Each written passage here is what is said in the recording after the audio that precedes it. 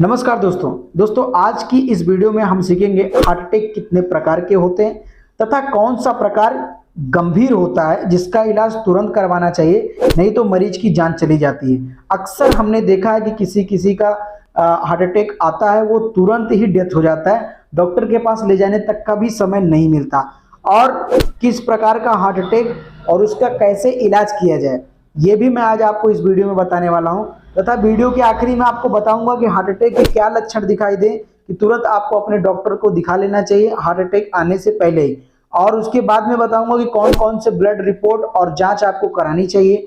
इसके बाद आपको ऐसी 3 दवाइयों के नाम बताने वाला हूं जिसका उपयोग करके आप इमरजेंसी में, अगर डॉक्टर आपके पास मौजूद नहीं है, तो हार्ट अटैक के लक्षण दिखने पर मरीज को अगर आप खिला देते हैं तो डॉक्टर के पास ले जाने तक मरीज की जान बचाई जा सकती है। तो सबसे पहले मैं बात करता हूं हार्ट अटैक के कितने प्रकार होते हैं।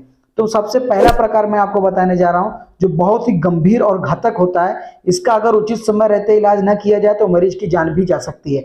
पहला प्रकार है ST segment elevation myocardial infection. Myocardial infection इसलिए कि हार्ट अटैक का एक और नाम है जिसको हम मायोकार्डियल इंफेक्शन इंग्लिश में बोलते हैं।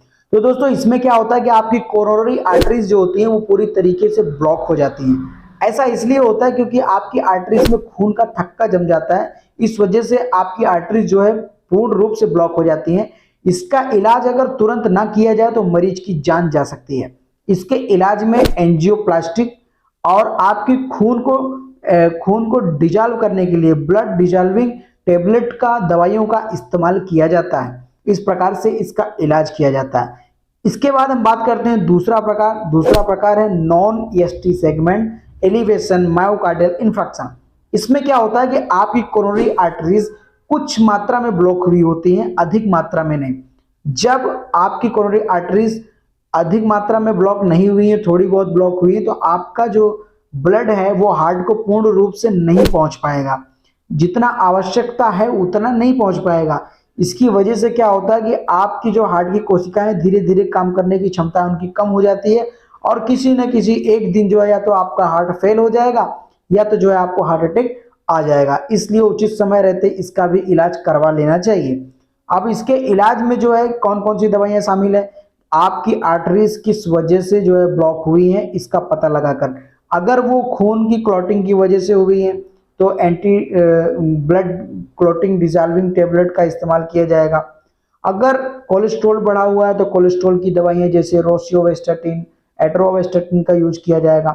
इसके द्वारा जो है इस बीमारी को ठीक किया जाता है या आपके डॉक्टर कार्डियोलॉजिस्ट डॉक्टर जो है आपको जो है आपकी कंडीशन के अनुसार दवाई लिखता है। अब हम बात करते हैं तीसरा प्रकार है कोरोनरी आर्टरी स्पैज्म।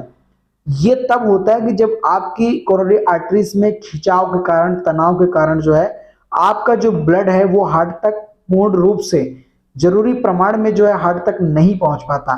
ऐसी कंडीशन में भी आपकी हार्ट की कोशिकाएं की काम करने की जो क्षमता होती है वो कम होने लगती है और कभी ना कभी आपको हार्ट फेल या हार्ट अटैक होने की संभावना होती है।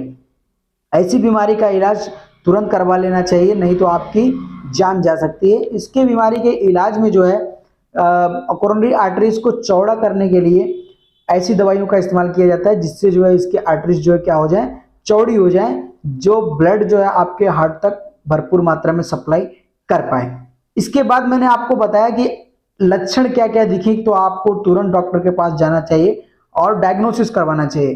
तो लक्षण मैं आपको बता दूं, सबसे मुख्य लक्षण आप जानते हैं सीने में दर्द। इसके बाद जो है कई बार होता है कि सीने में दर्द नहीं होता है फिर भी जो है हार्ट अटैक हो जाता है।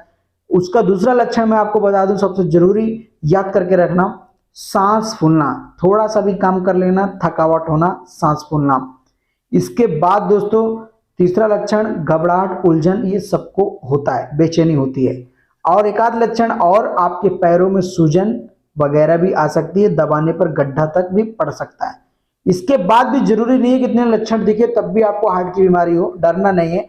डायग्नोसिस के बाद कंफर्म करना है। डायग्नोसिस में डॉक्टर आपकी कुछ जांचें कराता है जो इस प्रकार से होती हैं। पहले तो वो ब्लड टेस्ट में आपका कोलेस्ट्रॉल लेवल, लिपिड प्रोफाइल जांच होती है, उसके माध्यम से देखेगा टीजी कोलेस्ट्रॉल कितना है। इसके बाद भी ब्लड में आपके ट्रोपोनिन टी नाम कर की जांच होती है, उससे वो कंफर्म कर सकता है।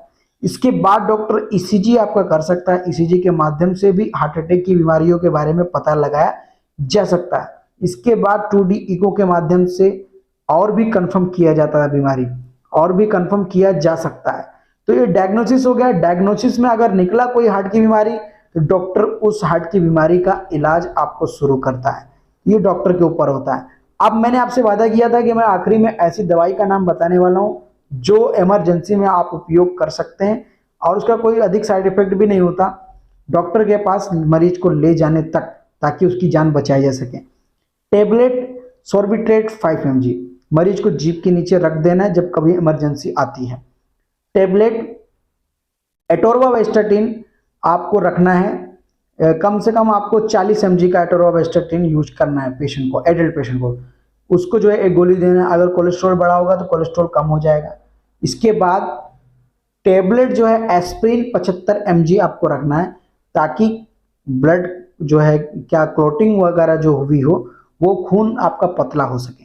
ये 3 दवाई मरीज को इमरजेंसी में आप दे दीजिए, ताकि मरीज की जान जो है इमरजेंसी में बच सके। क्योंकि हार्ट अटैक आने के मुख्य जो कारण होते हैं ब्लड क्लोट होना, कोलेस्ट्रॉल लेवल का बढ़ना, या आपके हार्ट तक भरपूर मात्रा में रक्त की सप्लाई ना हो पाना। तो सॉर्बिट्रेट क्या करता है, आपके हार्ट तक रक्त की सप्लाई करने में मदद करता है। एटोर्वास्टैटिन क्या करेगा, आपकी जो है कोलेस्ट्रॉल को कम करेगा। और एस्प्रिन 75 mg क्या करेगी, आपके खून को पतला करेगी। ये सारी दवाइयाँ आपकी जान बचा सकती हैं। अगर आपको मेरी जानकारी पसंद आई हो तो इस चैनल को सब्सक्राइब कर दें तथा बेल आइकन को ऑन करें। कुछ पूछना हो तो कमेंट करें। मैं फिर मिलूंगा किसी अन्य विषय और वीडियो के साथ। अभी के लिए बस इतना ही। धन्यवाद।